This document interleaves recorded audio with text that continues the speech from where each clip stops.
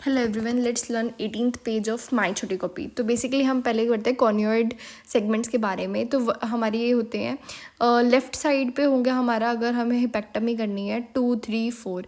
And हमने पहले ही पढ़ लिया है कि जो हमारा स्कैंटलिन लाइन होगा वो it is corresponding to middle hepatic vein. ठीक है, तो राइट वाली साइड हो जाएगा हमारा 5, 6, 7, 8।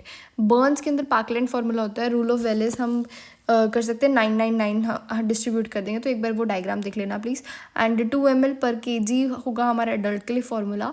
फिर 3 हो जाएगा हमारा बच्चा अगर लेस देन 14 ईयर्स है, एंड अगर सीवियर है 4th डिग्री या फिर आपका इलेक्ट्रिक हुआ है तो 4 ml/kg into body surface area. अब इसमें एक खास बात हमें याद रखनी है कि हम आधा देंगे 8 घंटे में, बाकी के जो 16 घंटे बचे उसमें आधा देंगे।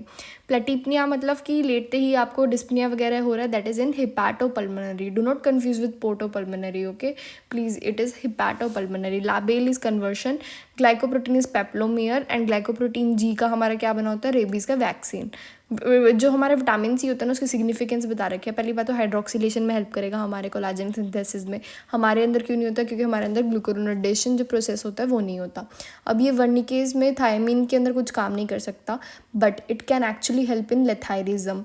एंड हमारे यूरिन सिट्रेट लेवल मैंने पढ़ाया था ना कि उससे ऑक्सैलेट भी नहीं बनते, कैल्शियम ऑक्सैलेट के क्रिस्टल नहीं बनते हमारे किडनी में। तो लेथायरिज्म में और कौन से प्रोसेस हो सकते हैं, पार बॉइलिंग मतलब उसको बॉयल कर दो, स्टीपिंग मतलब बॉयल कर दो, उसकी लेस अमाउंट खाओ, अदरवाइज हमारा न्यूरोलेथायरिज्म हो जाएगा। कैल्शियम ऑक्सैलेट, ये मैंने सेम पॉइंट बोला। हाई प्रोटीन अगर आप खाओगे या फिर लो यूरिन सिट्रेट होगा तो रिस्क बढ़ जाएगा। अराइल टाइगर नाम, अराइल सल्फेट की कमी के कारण होता है मेटाक्रोमेटिक ल्यूकोडिस्ट्रॉफी।